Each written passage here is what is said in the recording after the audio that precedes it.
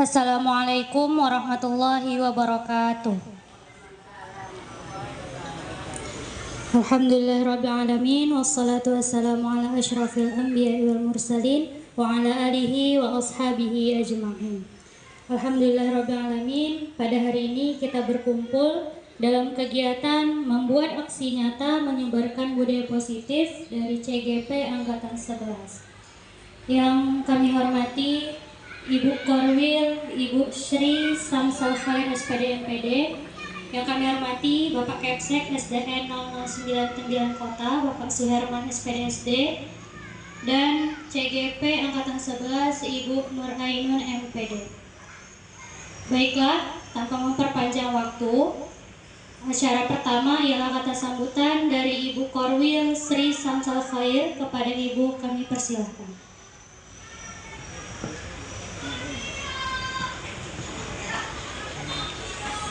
Bismillahirrahmanirrahim. Assalamualaikum warahmatullahi wabarakatuh. Alhamdulillahirrabbilalamin. Wabihi nasta'in. Wassalatu wassalamu ala asrafil anbiya'i wal mursalin Sayyidina Muhammadin wa ala alihi wa sahbihi ajma'in. Amma ba'du. Yang saya hormati Bapak Kepala Sekolah Suherman, yang saya hormati dan saya sayangi seluruh majelis guru yang hari ini berada di ruangan kita ini untuk melihat realisasi bagaimana pelaksanaan dari salah seorang guru CGP kita yang akan mempresentasikan aksi nyatanya.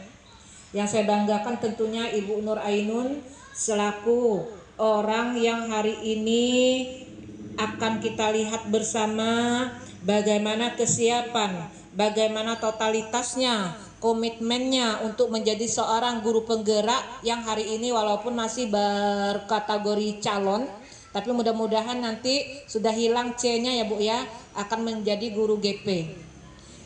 Alhamdulillah, tahniah untuk Bu Ainun. Ini memang rangkaian proses demi proses yang harus dilewati oleh seorang calon guru penggerak. Dalam hal ini sebagai koordinator wilayah ini Pak Kepsek, saya sangat memotivasi, apakah lagi ini sekolah yang berada di dalam kota, ibu kota. Jadi harapan saya dengan adanya CGP dari Bu Nur Ainun ini paling tidak bisa memotivasi teman-teman yang lain juga untuk sama-sama bergabung dalam guru penggerak nantinya. Karena segala atensi, segala prioritas itu diutamakan dari guru penggerak. Mau jadi kepala sekolah, mau jadi pengawas, dan mau apa saja pintunya lewat guru penggerak. Nah jadi dalam hal ini Bu Ainun, saya sangat mensupport ya. Bagaimanapun beratnya, kaki harus melangkah. Artinya melangkah, walaupun langkahnya mungkin butuh 100 langkah, kita baru mampu 10, itu udah melangkah. Jangan pernah diam di tempat, itu aja pesan saya. Kemudian untuk kepala sekolah, tolong dukung program ini dan kasih motivasi kepada guru-guru kita, karena ukuran untuk jadi guru penggerak kemauan, bukan usia ya. Kalau sekarang usia kayaknya tak ada batasan. Nah, jadi harapan saya, karena sekolah kita ini sekolah yang berada posisi di tepi jalan, kita butuh penggerak-penggerak hebat. Nah, pesan saya juga nanti Bu Ainun, apabila sudah terlewati semua ini dan sudah memiliki label sebagai guru penggerak, tolong segala ilmunya dipersembahkan pertama kali untuk sekolah. Jadi bergeraknya untuk sekolah, baru kita akan mengimbaskan ke sekolah lain. Jangan terbalik, ke sekolah luar kita bergerak, di dalam tidak bergerak. Jangan sampai seperti itu harapan saya. Terkait ini juga Pak Kepsek, hari ini kebetulan saya sengaja meluangkan waktu nih Bu Ainun, saya minta waktu sejam. Hari ini kami Zoom seluruh pengawas, se-Inhil dan sekolah-sekolah sasaran akreditasi, karena ada instrumen baru akreditasi yang harus kita bina untuk sekolah binaan. Jadi semua mulai dari nol. Nah jadi mohon maaf kalau nanti tidak selesai sampai akhir ya Pak Kepsek, Bu Nur Ainun, lanjutkan aja dengan teman-teman, silahkan bersinergi. Mungkin itu saja dulu di awal yang semangat. Kalau ada masalah silahkan, yang bisa saya bantu nanti saya bantu. Yang penting jangan pernah mandek ya Bu Ainun ya. Selesaikan dengan kepala sekolah dan rekan-rekan pendahulu kita. Itu saja mungkin pendahulu saya. Terima kasih untuk semuanya atas kesempatan ini. Ibu Pak Kepsek, semoga sehat selalu semua ya. Wabillahi taufik wal hidayah. Assalamualaikum warahmatullahi wabarakatuh.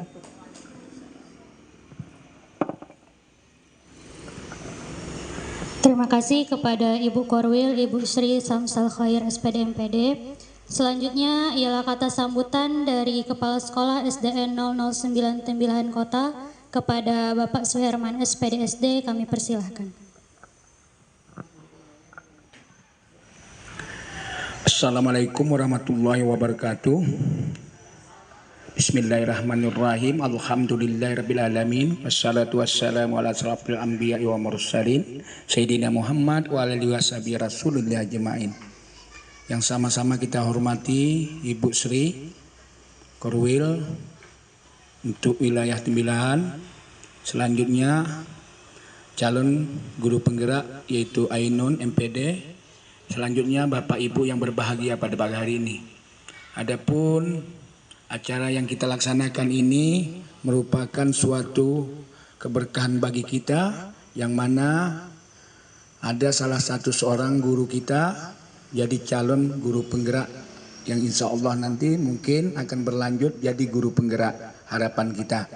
Dan kami juga merasa bahagia dengan hal ini dalam rangka untuk memajukan pendidikan dan kemajuan anak-anak kita di dalam sekolah SD 009. Apabila nanti Ibu Ainun nanti sudah jadi guru penggerak, itu harapan kita.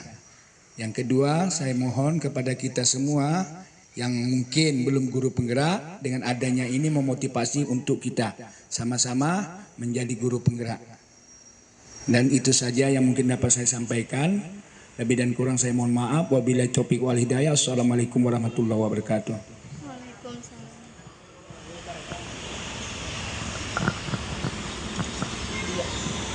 Baiklah, selanjutnya ialah penyampaian dari CGP Angkatan 11, yaitu kegiatan membuat aksi nyata menyebarkan budaya positif. Kepada Ibu Nur Ainun MPD, kami persilahkan. Izin Bu Korwil. Assalamualaikum warahmatullahi wabarakatuh. Alhamdulillahirrabbilalamin. Wassalatu wassalamu ala asyrafil anbiya wal mursalin wa ala alihi washabihi ajma'in, amma ba'd. Yang terhormat Ibu Korwil yang sudah berkesempatan hadir pada hari ini, memberikan dukungan untuk saya untuk membuat aksi nyata. Dan yang terhormat Bapak Kepala Sekolah SDN 009, silakan masuk Pak. Di sini Pak. Silakan duduk Pak.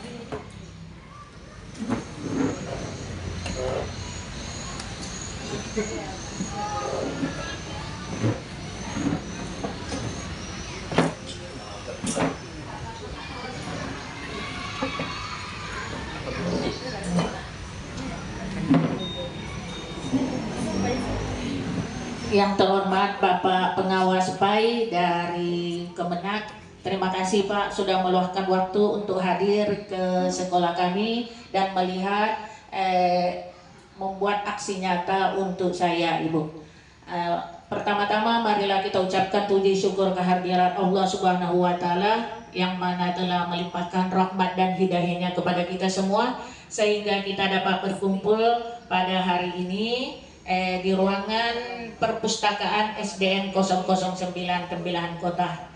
Dan tak lupa pula kita kirimkan selawat beriring salam kepada Bapak junjungan kita Nabi besar Muhammad sallallahu alaihi wasallam dengan ucapan Allahumma salli ala Sayyidina Muhammad wa ala ali Sayyidina Muhammad. Perkenalkan Ibu, nama saya Nur Ainun. Saya CGP Angkatan 11 dari SDN 009 Tembilahan Kota Ibu.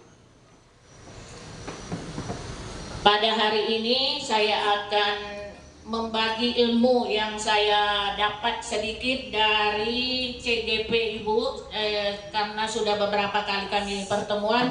Ini untuk modul yang keempat, yaitu 1.4, yaitu membagikan pemahaman dan penerapan budaya positif Ibu. Budaya positif adalah nilai kepercayaan dan praktek-praktek yang menciptakan lingkungan yang mendukung dan memotivasi orang untuk berkembang dan berkontribusi secara positif. ini tidak hanya kita kembangkan di sekolah Ibu, ini bisa dikembangkan di keluarga maupun di masyarakat ya Ibu ya. Karena budaya positif ini sangat penting bagi kita Ibu ya. Konsep inti dari budaya positif yaitu ada pertama perubahan paradigma belajar, yang kedua kebutuhan dasar manusia, yang ketiga keyakinan kelas, udah tuh yang keempat ada disiplin positif, udah tuh ada memotivasi perilaku manusia, udah tuh nilai-nilai kebajikan, udah tuh posisi kontrol guru, yang terakhir segitiga restitusi. Inilah konsep inti dari budaya positif yang akan saya sampaikan Ibu.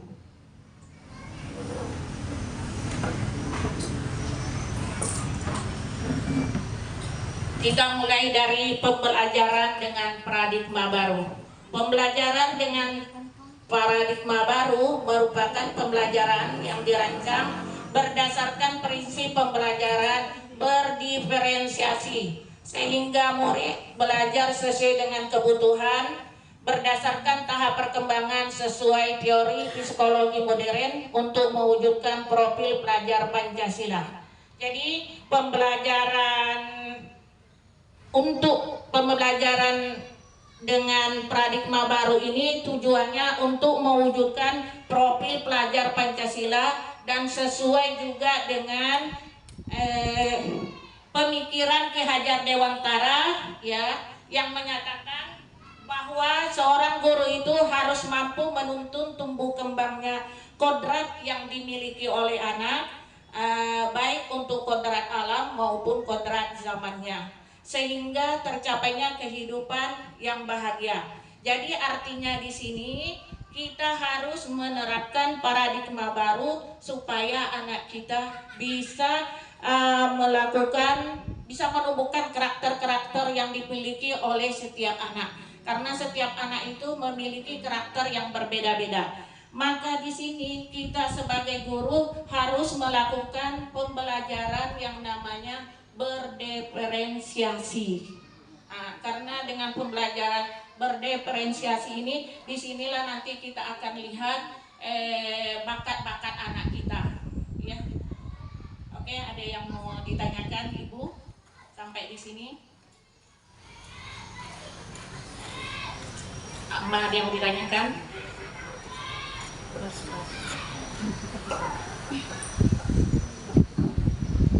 Assalamualaikum warahmatullahi wabarakatuh. Assalamualaikum warahmatullahi wabarakatuh. Izinkan saya bertanya kepada Ibu Nurainun. Jadi di sini saya bertanya, apa pendapat Ibu tentang pembelajaran berdiferensiasi dan bagaimana cara Ibu untuk menjalankannya atau mewujudkannya di dalam kelas kita? Ya itu saja. Terima kasih. Sebentar mungkin Bu Ainun.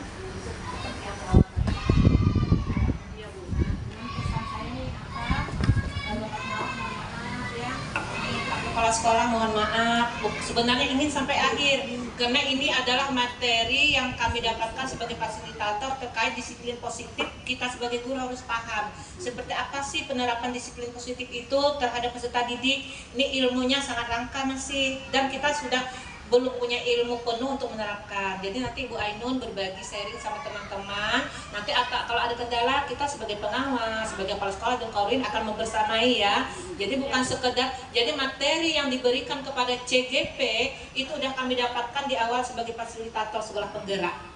Nah jadi ini sangat luar biasa. Saya pertama dapat materi disiplin positif ini, Masya Allah, ternyata saya selama ini ya banyak kekeliruan ya dalam mendampingi peserta didik gitu. Jadi ini ilmu kita terapkan bersama, tidak ada benar salah.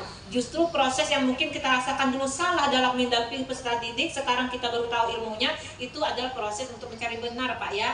Kalau kita tidak pernah salah, tidak akan sampai kita pada saat ini begitu ya Bu Antara Indonesia, semangat ya. Mohon maaf ya Bapak, apa ya, izin ya Bu Anu tadi udah kita foto dulu sendiri ya boleh. Lalu kita izin foto berdiri dulu. Lagi Zoom soalnya tadi Pak. Ya Pak.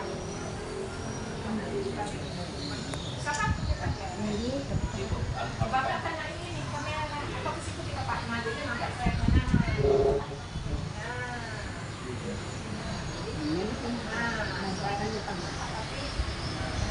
Tuh.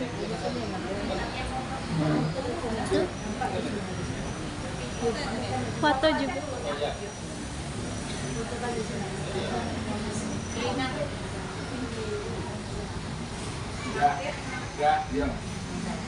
Satu. Satu, dua, tiga. Oke.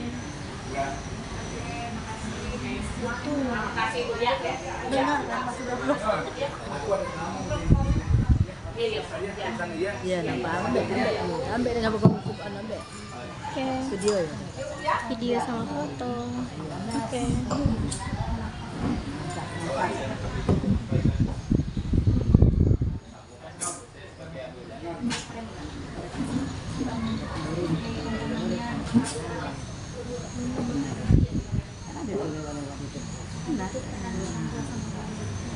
Dari dulu sebenarnya. Cuman kalau orang zaman dulu begitu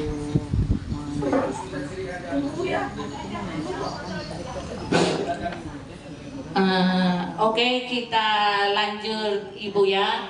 Tadi Ibu Rahma menanyakan apa itu pembelajaran berdiferensiasi. Jadi pembelajaran berdiferensiasi itu adalah metode pengajaran yang memungkinkan guru bisa memahami semua karakter anak yang ada di dalam kelas. Disitulah kita sebagai guru menggunakan bermacam-macam metode untuk mengetahui setiap karakter anak. Ya Ibu ya, nanti ada pembahasan berikutnya untuk mengetahui kebutuhan apa sih sebenarnya yang dibutuhkan oleh anak kita, Ibu ya. Kita lanjut Bu ya.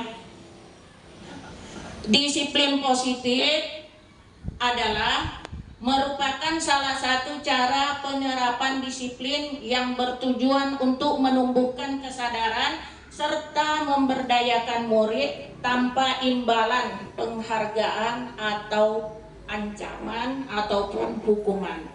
Nah, sebagai pendidik, tujuan kita adalah menciptakan murid, iya Bu, menciptakan murid yang memiliki disiplin diri sehingga mereka berperilaku mengacu pada nilai-nilai kebajikan universal dan memiliki motivasi intrinsik dalam perubahan perilaku ke arah yang lebih baik. Jadi budaya positif ini sebenarnya sangat penting Ibu kita terapkan di lingkungan sekolah kita. Tidak hanya di lingkungan sekolah tetapi dalam keluarga maupun di masyarakat.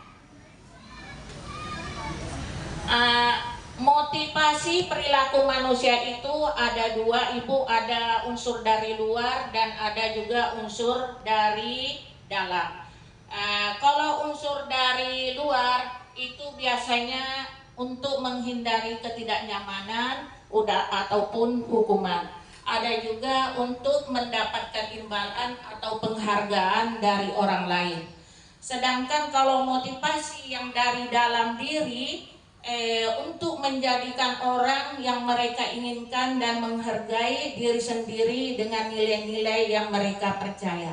Jadi di sini kalau keinginan dari dalam, keinginan anak itu sendiri, dia tidak takut karena ancaman atau hukuman, bukan karena mau dapat imbalan, tapi keinginannya sendiri dari dalam Ibu. Jadi motivasi inilah yang harus kita munculkan pada diri anak.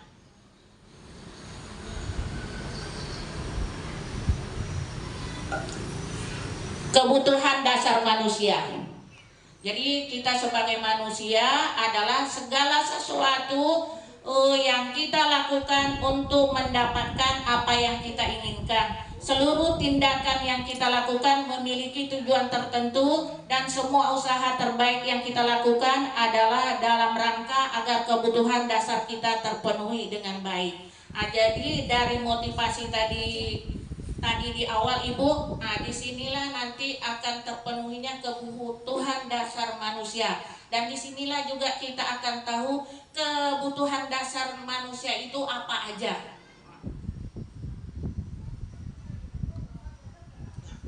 5 kebutuhan dasar manusia, Ibu ya. Yang pertama bertahan hidup. Jadi ini pertama adalah bertahan hidup. Kalau kita ingin bertahan hidup, kita butuh makan, pakaian, tempat tinggal, keamanan, kesehatan. Udah tuh kita butuh kasih sayang dan rasa diterima. Jadi di sini ada rasa diterima, dipedulikan, berbagi, kerjasama, menjadi bagian dari kelompok. Ini yang perlu kita perhatikan kepada anak kita. Jadi kadang anak kita bertingkah di dalam kelas, mungkin dia butuh kasih sayang dengan tingkah-tingkahnya Ibu. Udah tuh ada penguasaan. Nah, penguasaan di sini berupa harga diri, keinginan untuk dianggap, memimpin, berprestasi, diakui, didengar. Jadi anak kita ada juga punya karakter merasa berkuasa di dalam kelas itu. Jadi kadang dia bisa merintah kawannya. Inilah Bu, dia punya kebutuhan dasar yang namanya penguasaan. Udah tuh ada lagi kebebasan. Kebebasan di sini mandiri, memiliki pilihan, mencoba hal yang baru, mampu mengendalikan arah dirinya. Jadi semua ini harus kita ketahui. Yang terakhir kesenangan. Anak kita ada senang bermain, humor, tertawa, antusias. Ini kita bisa lihatkan anak kita di dalam kelas Ibu. Kalau kita sudah mengetahui 5 kebutuhan dasar manusia ini, insya Allah pembelajaran berdiferensiasi itu nanti akan terpenuhi. Sekarang setelah kita mempelajari tadi 5 kebutuhan Ibu, ini ada beberapa tebakan mungkin Ibu ya, sama-sama kita mencari kira-kira kepuasan apa yang diinginkan oleh si Dimas. Kita baca soalnya Ibu ya. Identifikasi kebutuhan yang ingin dipenuhi Dimas. Tahun ini Dimas genap berusia 17 tahun. Ia senang sekali ketika ayahnya mulai mengajarkan cara menyetir mobil. Setiap akhir pekan ia berlatih menyetir. Ia terlihat senang sekali berlatih sampai akhirnya ia bisa menyetir mobil dengan baik dan lancar. Ketika ibunya bertanya pada Dimas, apa yang membuat dia ingin bisa menyetir mobil? Ketika jawaban Dimas adalah seperti ini, kebutuhan apakah yang ingin dia penuhi? Kita lihat Ibu, ketika Dimas menyatakan menyetir mobil itu seru. Kira-kira Ibu, Bapak Ibu, kebutuhan apa yang diinginkan oleh Dimas? Silahkan Ibu, apakah dia kebebasan, cinta dan kasih sayang, kesenangan, atau penguasaan kira-kira Ibu? Setelah kita mempelajari 5 kebutuhan tadi Bu, saya kesini dulu nih. Kira-kira kebutuhan apa yang ingin dipenuhi oleh Dimas? Kalau dia menjawab menyetir mobil itu seru kata dia, apa kira-kira Ibu? Kesenangan? Ya, kita lihat Ibu ya, kira-kira apa sih jawabannya? Iya, benar, kesenangan. Karena menyetir menurut Dimas itu menyetir itu seru loh, jadi dia senang. Ya Ibu. Jadi sekarang kita lanjut lagi. Kalau misalnya kira-kira dia menjawab pertanyaan ibunya tadi dengan jawaban seperti ini Ibu, biar bisa jalan-jalan naik mobil sama teman-temanku. Kira-kira kesenangan apa yang ingin dipenuhi oleh Dimas? Kira-kira apa itu? Cinta dan kasih sayang, kebebasan, kesenangan, penguasaan. Kira-kira apa? Cinta dan kasih sayang. Dari pengawas kita katanya cinta dan kasih sayang. Kalau ibu-ibu dan bapak-bapak kira-kira apa? Oke, ditebak aja Ibu, jangan takut. Nanti kita lihat. Iya. Kira-kira apa? Ya. Dimasnya menjawab dengan kata biar bisa jalan-jalan naik mobil sama teman-temanku. Kira-kira Dimasnya ingin memenuhi kebutuhan apa? Cinta dan kasih sayang, kebebasan, kesenangan, atau penguasaan? Kalau dari Bapak pengawas kita katanya cinta dan kasih sayang. Kalau ibu-ibu dan bapak-bapak kira-kira apa? Sama. Oke, kita lihat ibu ya. Iya benar, dia ingin menunjukkan cinta dan kasih sayangnya sesama temannya. Dia bisa mengajak temannya jalan-jalan. Ya, ini ada lagi ibu ya, kita lihat lagi. Seandainya Dimasnya menjawab seperti ini, aku merasa bangga dan keren. Kira-kira kepuasan apa yang ingin dicapai Dimas? Kebebasan, kesenangan, penguasaan, dan cinta dan kasih sayang. Kira-kira apa Bapak Ibu? Penguasaan, ya. Kita lihat jawabannya ibu ya. Iya, penguasaan. Karena dia sudah menguasai, menyetir dari merasa bangga dan keren dia, maka dia merasa penguasa. Iya, iya ibu, menguasai tadi. Oke, kita lanjut ibu. Kalau misalnya yang jawabannya seperti ini, aku senang bisa pergi ke tempat-tempat yang aku suka. Kira-kira kepuasan apa pula Dimas yang inginkan? Kebebasan. Oke, kita lihat kira-kira apa? Iya, kebebasan. Karena dia bisa memilih tempat kemana dia mau pergi. Iya, bebas dia. Jadi Dimas menginginkan kebutuhan kebebasan di sini. Oke, kita lanjut ibu ya. Setelah kita lewati tadi beberapa, udah positif, ada paradigma baru, ada 5 kebutuhan manusia. Sekarang kita masuki hukuman, konsekuensi, dan restitusi. Kira-kira hukuman itu apa, konsekuensi itu apa, restitusi itu apa? Kalau hukuman biasanya Bu tidak terencana, tiba-tiba. Ini kadang kalau anak kita terlambat kita langsung hukum gitu ibu, tiba-tiba tidak ada rencana. Udah tuh murid tidak tahu apa yang akan terjadi, iya kan Bu ya, hukuman. Udah tuh bersifat satu arah. Yang berikutnya biasanya berupa hubungan fisik atau psikis. Ini kalau hukuman.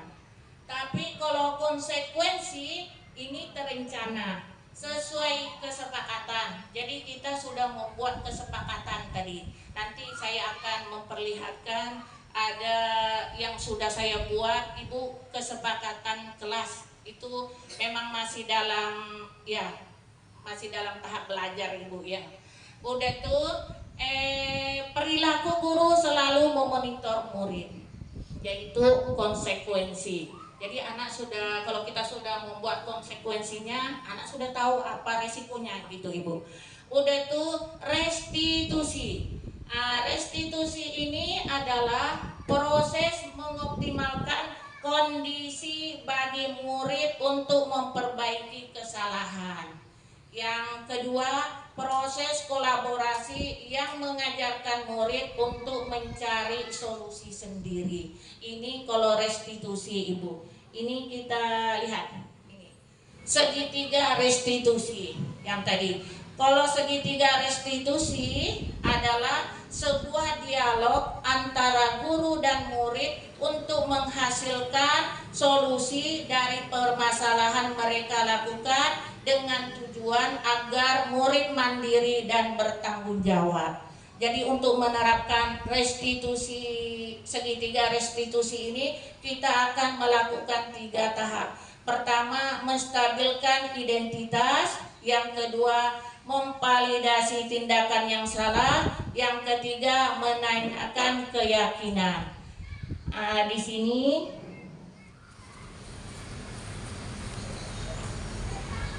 macam mana nih?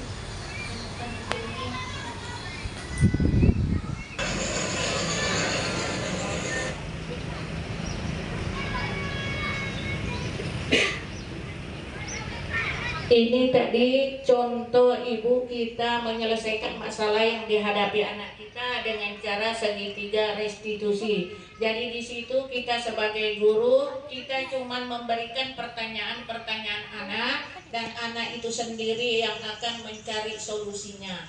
Dan dia juga akan tahu tindakan yang dilakukannya yang salah, ya.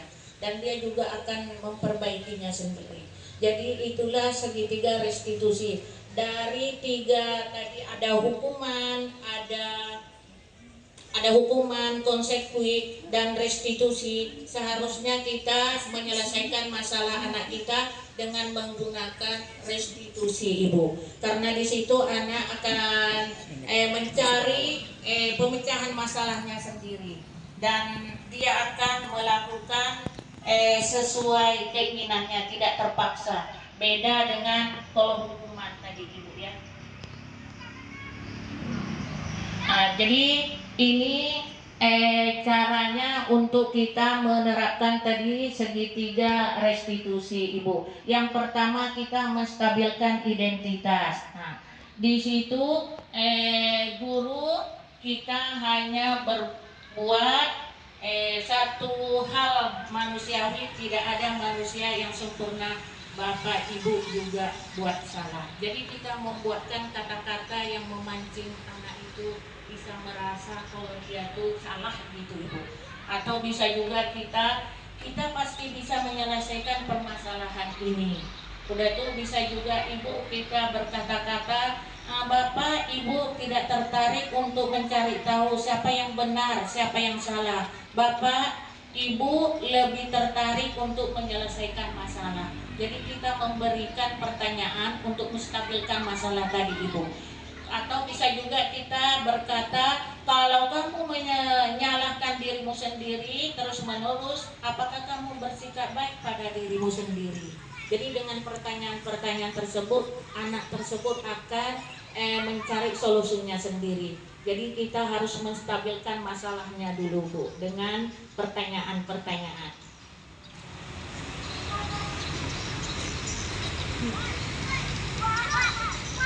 Udah tuh memvalidasi kebutuhan.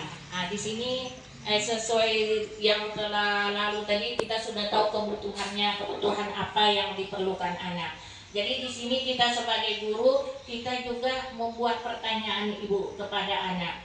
Kamu bisa saja akan melakukan hal yang lebih buruk, tapi kamu tidak melakukan. Nah, ini kata-kata yang memancing anak kita akan menjawab sendiri, Ibu. Udah tuh, kamu pasti punya alasan mengapa melakukannya. Udah tuh, apa yang penting bagi kamu?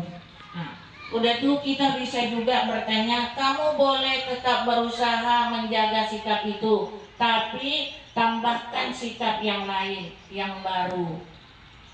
Udah tuh bisa juga, maukah kamu belajar cara lain untuk mendapatkan yang kamu butuhkan tanpa harus memukul? Nah, kalau ini bagi anak kita kalau berkelahi, Ibu, bisa kita gunakan kata-kata ini.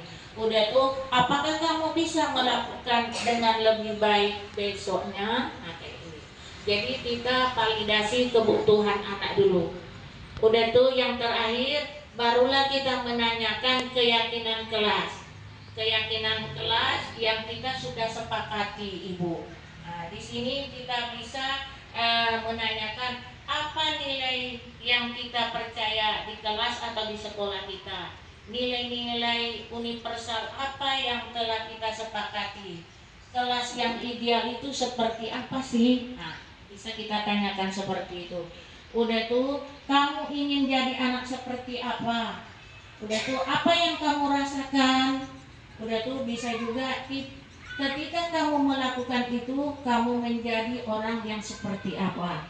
Jadi dengan menggunakan segitiga restitusi, Ibu, anak itu sendiri akan mencari solusinya sendiri mengenai masalah yang dihadapinya. Sekarang kita masuki keyakinan kelas. Keyakinan kelas itu adalah nilai-nilai kebajikan atau nilai-nilai kebaikan yang disepakati bersama, yang tidak membedakan ras, bangsa, suku, agama, dan lainnya. yang harus diterapkan sehingga dapat menimbulkan kebiasaan berdisiplin positif. Jadi kalau kita membuat keyakinan kelas, Ibu, kita tidak boleh membeda-bedakan anak kita. Pokoknya keyakinan itu berlaku untuk semuanya. Ini salah satu contoh kalau untuk di kelas tinggi bisa kita memberikan kertas kepada anak kita untuk membuat apa yang diinginkan keyakinan kelas yang akan dibuat, Ibu. Bisa berupa pertanyaan universal, dibuat dalam pernyataan positif, sedikit saja agar mudah diingat, sesuai dengan kondisi kelas sekolah sehingga mudah diterapkan. Semua warga sekolah, kelas sekolah dilibatkan saat membuat keyakinan kelas atau sekolah, Ibu. Jadi di sini kita melibatkan anak untuk membuat keyakinan kelas atau kesepakatan kelas, Ibu. Jadi kalau suatu saat anak ada melakukan kesalahan, dia akan tahu apa konsekuensinya tadi. Di sini Ainun ada juga membuat video, Ibu, kesepakatan kelas di kelas 1.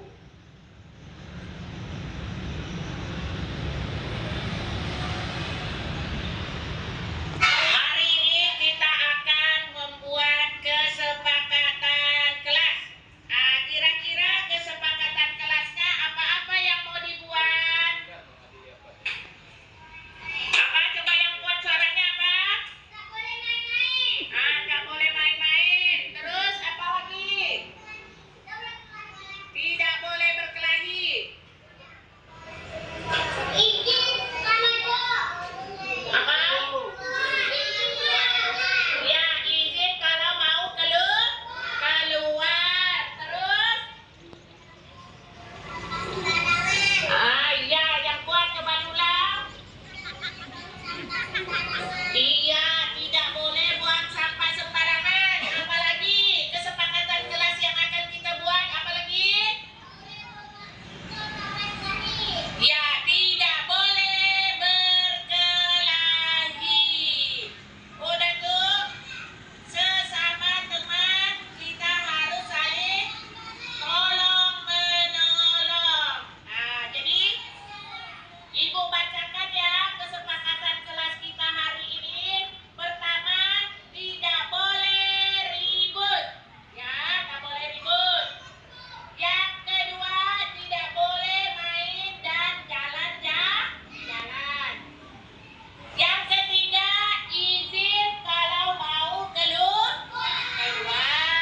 Yang keempat, tidak boleh buang sampah sembarangan. Yang kelima, tidak boleh berkelahi. Terima kasih. Inilah kesepakatan kelas kita, kelas 1A. Ini Ibu, kita membuat kesepakatan kelas ini dengan sendirinya anak yang bicara, bukan kita yang mengarahkan. Kamu nyebut ini, ya nyebut ini. Jadi dianya sendiri bahwa di kelasnya itu tadi dia tidak boleh jalan-jalan karena memang kalau di kelas 1 kan umumnya suka berjalan, Ibu, ke sana kemari. Susah untuk diam. Tapi setelah buat kesepakatan ini, Ibu, sangat jauh perubahannya. Palingan kita mengarahkan, masih ingat ya kesepakatan kelas kita kemarin? Itu dengan sendirinya, Ibu, dia akan tertib sendiri. Ya. Jadi kesepakatan kelas ini harus dilakukan keinginan anaknya, bukan dari kita, Ibu. Ya. Kalau kelas tinggi bisa, Bu, seperti yang ini dikasih kertas, nanti kita suruh tempel, baru kita simpulkan kesepakatan kelas yang akan kita lakukan. Ini ada 5 posisi kontrol, Ibu. Yang pertama ada penghukum. Kita kira-kira di posisi mana, Ibu, ya? Ada penghukum, ada pembuat rasa bersalah, ada teman, ada pemantau, ada manajer di sini. Ini 5 posisi kontrol yang harus kita ketahui, Ibu. Ini ada kata-kata Ibu. Di sini memang agak sedikit ya tak jelas Ibu.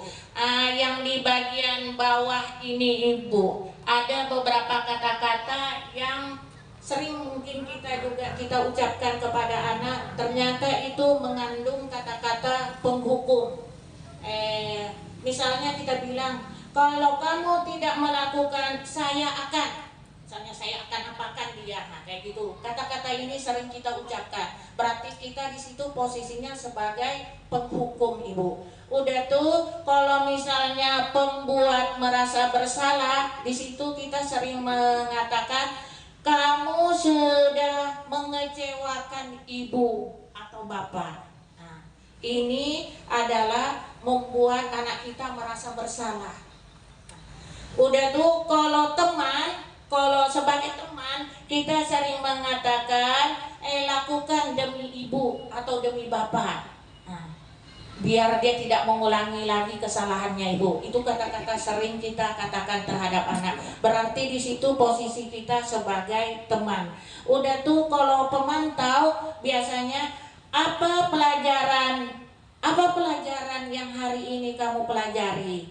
Nah, nanti nanti kita memantau, silakan kerjakan. Itu sebagai pemantau, kita berikan tugas kepada mereka. Udah tuh, kalau sebagai manajer, ini manajer biasanya kita menanyakan, di situ ada kata-katanya Ibu, apa yang kita yakini, apa yang kamu meyakini hal tersebut. Banyak kata-kata yang biasanya sering kita, rupanya itu kita sebagai manajer Ibu. Kalau sebaiknya kita sebagai guru di posisi manajer ini, karena kita tidak akan pernah membuat anak itu merasa dihukum, udah tuh merasa bersalah tadi, udah tuh kita tidak semuanya yang ini kita sudah miliki. Jadi kita bisa menempatkan posisi kita kalau kita di posisi manajer.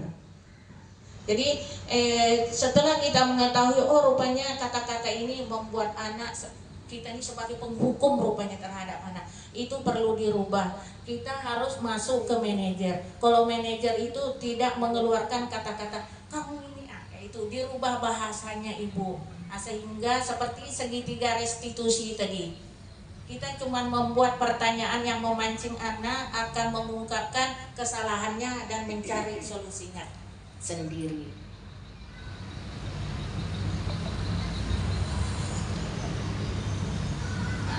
Setelah kita melihat tadi posisi kontrol yang kita sudah pelajari Ibu, ada posisi kontrol pembuat rasa bersalah, udah tuh ada manajer, ada pemantau, ada penghukum, ada teman, ada pemantau. Kalau kira-kira kalau kata-kata ini kita berada di posisi mana kira-kira Ibu? Saya kecewa sekali dengan kamu. Kira-kira kita tadi berada di posisi yang mana Ibu? Di mana? Saya kecewa sekali dengan kamu. Nah, kalau kita mengeluarkan kata-kata ini Ibu, ini kita sudah menjadi pembuat rasa bersalah. Jadi anak akan merasa bersalah Ibu. Ya, aku kecewa dengan anak itu. Berarti kita sudah membuat mereka merasa bersalah. Kalau kata-kata ini Ibu, kira-kira kita posisi kontrolnya berada di mana? Apa rencana kamu untuk menyelesaikan masalah ini? Kira-kira kita berada di posisi kontrol yang mana?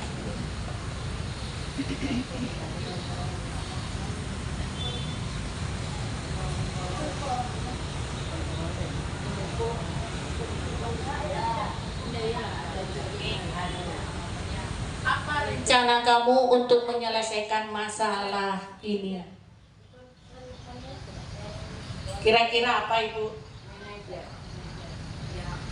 Kalau dilihat dari kata-katanya, ini Ibu memang posisinya manajer.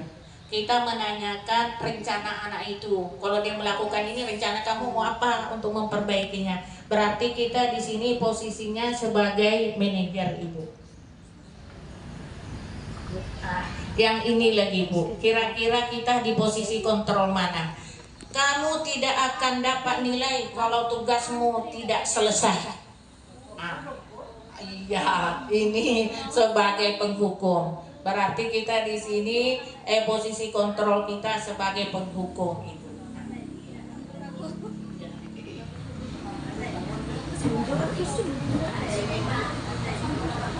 Kalau yang ini bu, kamu tidak pernah benar melakukannya. Kalau bahasanya seperti ini, kira-kira sebagai apa dia itu?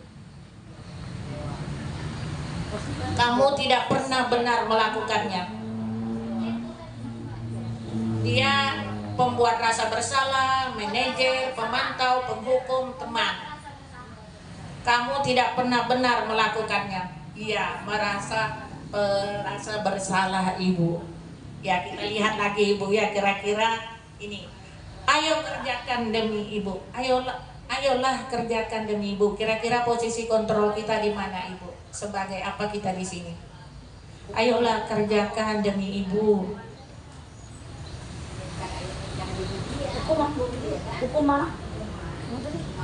Ayolah kerjakan demi ibu. Kira-kira sebagai posisi kontrol apa kita ibu? Di sini sebagai teman ibu. Kita menjadi teman terhadap anak kita. Ayolah kerjakan demi ibu. Kayak gitu ibu. Jadi di sini posisi kita sebagai teman. Iya. Ini ada lagi satu ibu. Pulang ganti sepatu, peraturan harus pakai sepatu hitam. Nah, ini kalau anak kita yang tidak pakai sepatu hitam, sebagai kira-kira di sini. Iya bisa, bisa Pak. Iya. Jadi kita suruh pulang anak nih ganti sepatu untuk mengganti sepatu hitam. Jadi kita di situ pantau apa benar anak nih balik ganti sepatu mengganti sepatu hitam. Oke, ibu kita lanjut. Terima kasih. Kira-kira ada yang mau ditanyakan ibu?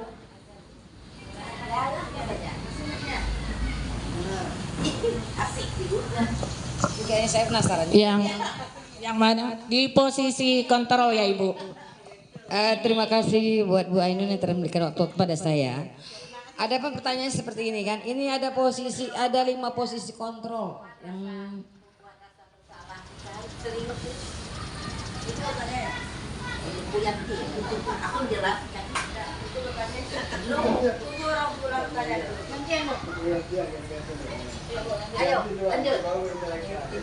Ayo.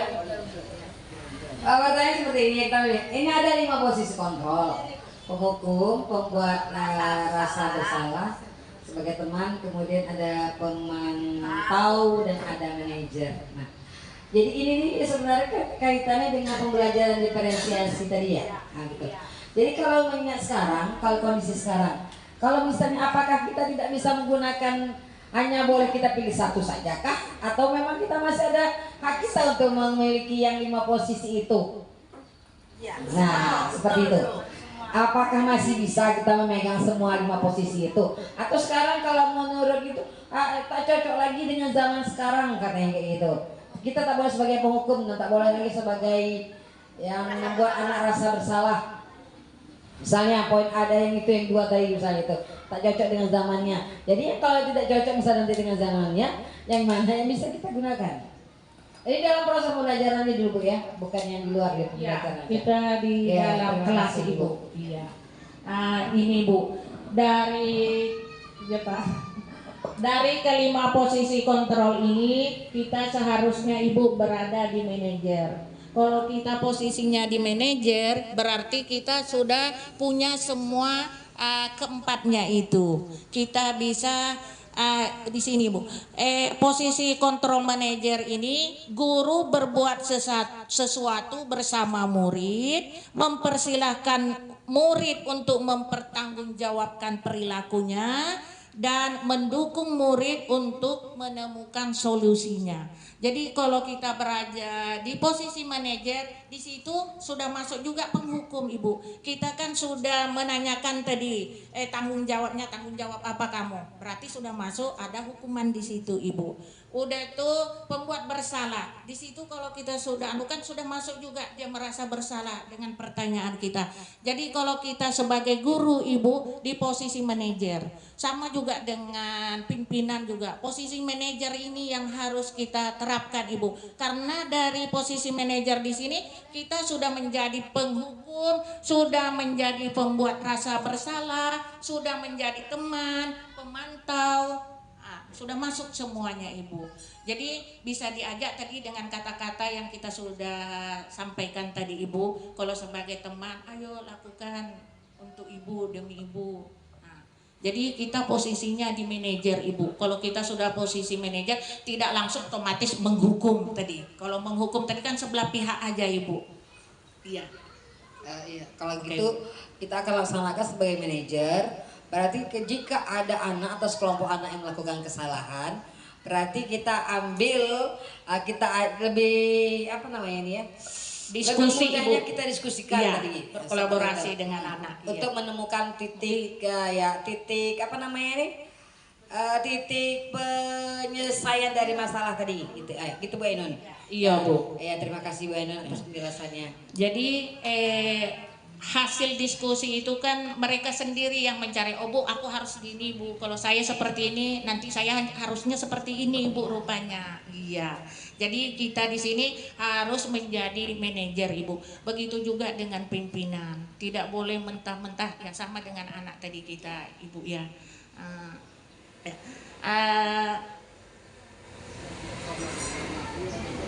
Iya. Semoga ilmu yang saya sampaikan hari ini, yang sudah saya dapat sedikit dari pendidikan CGP, bisa bermanfaat bagi kita. Pembuatan aksi nyata, itulah kira-kira ya. Lawat dan salam marilah kita curahkan kepada Rabb junjungan alam Nabi kita Muhammad sallallahu alaihi wasallam dengan melaksanakan. Ini Bapak Ibu, saya mohon izin sebentar karena kita ini bukan kami istilahnya apa lebih apa daripada Ibu, cuma kita sharing apa yang disampaikan oleh Ibu Ainun tadi sangat baik sekali, yang itu memang sudah dianjurkan oleh pemerintah. Tadi teringat yang dipertanyakan seperti Ibu Yanti tadi ya, ini bukan saya hanya sekedar menambahkan ya. Pertanyaan tadi apa tadi? Bukan, aspek apa tadi, saya pun payah juga menyebutnya. Bukan. Pelajaran bervariasi ya menyebutnya ya Pak ya. Jadi gini Ibu ya. Jadi pelajaran ini kita menghadapi kelas jangan langsung kita ajar. Ya, kita kan ada namanya kalau di dalam kurikulum Merdeka itu asesmen. Kalau kita zaman dahulu tes awal. Nah, karena kita di dalam tes awal tadi kita melihat anak tersebut tidak semuanya bisa diberikan melalui apa? Melalui penglihatan atau ya kita lihat dulu. Bahkan anak mungkin dia hobinya melalui permainan misalnya. Mungkin ini hobinya melalui hafalan misalnya. Jadi semua anak itu tidak bisa kita samakan. Ini ibu-ibu yang senior ini udah paham. Ya, melihat dengan kemampuan anak tadi. Jadi makanya ada pasti-pastinya. Ada langkah-langkahnya. Nah, Bapak Ibu yang kami hormati, sedikit menyampaikan bahwa pemerintah ingin memperbaiki sistem pendidikan kita di Indonesia ini. Karena melalui berbagai macam cara tujuannya supaya pendidikan itu berhasil. Nah, melalui evaluasi dan tambah lagi pada saat sekarang ini yang namanya kurma ya, kurikulum Merdeka. Jadi pemerintah bukan hanya sekedar ganti nama, ganti kurikulum, ganti manajemen. Bukan itu. tetapi tujuannya bagaimana bahwa pendidikan di Indonesia itu berhasil. Ini. Nah, tentunya kita sangat sepakat sekali bagaimanapun kurikulumnya, keberhasilan pendidikan itu tergantung pada proses pembelajarannya. Jadi proses pembelajarannya yang terletak di kelas-kelas. Nah, kalau proses pembelajaran di kelas-kelas yang kita lakukan sama seperti zaman kita dahulu, itu sudah tidak zamannya lagi. Ya, kalau zaman kita dulu, ibu datang atau guru datang cerita-cerita kayak ini, itu sudah tidak zamannya lagi pada saat sekarang ini. Nah, timbul pertanyaan bagi kita, apakah kita di waktu kita mengajar siswa belajar? Ya, apakah sewaktu kita mengajar di kelas siswa belajar? Jawabannya ada pada diri kita. Terlebih dahulu kita ingin tahu apa arti belajar. Nah, kalau bahasa Arab kami kemarin belajar ta'allama ya ta'allamu, kalau di dalam bahasa istilah nahwu saraf yaitu ya ta'allab. Artinya ada suatu upaya yang kita lakukan terhadap anak. Jadi kita mengajar itu ada suatu upaya bagaimana anak itu berhasil. Jadi kita mengajarkan bukan hanya sekedar mengajar, tetapi kita ada upaya kita bagaimana supaya anak tadi mengetahui, memahami apa yang kita sampaikan. Ini. Karena apa? Karena pada saat sekarang ini yaitu sudah tidak zamannya lagi pada masa kita dahulu. Kita harus mempunyai perubahan ini.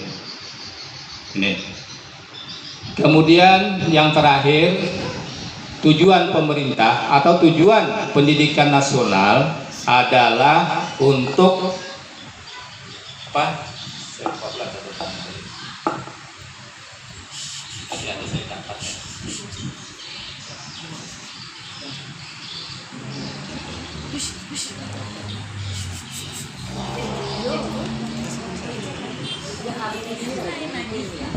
Yang terakhir, tujuan pendidikan nasional, outputnya, yaitu sistem pendidikan nasional adalah untuk menciptakan pelajar Indonesia yang merupakan pelajar sepanjang hayat, kompeten, berkarakter, dan berperilaku sesuai dengan nilai Pancasila. Ini tujuan akhir.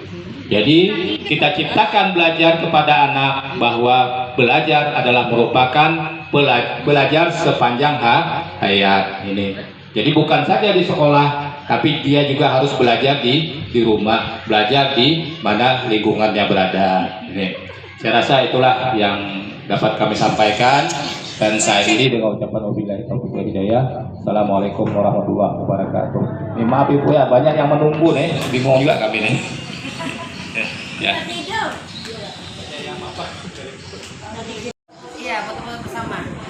Alhamdulillah, dengan berakhirnya presentasi dari Ibu Ainun tadi, maka berakhirlah penyampaian pada hari ini.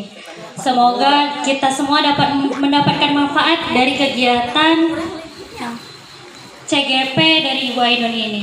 Baiklah, terima kasih kepada Bapak Pengawas, kepada Majelis Guru.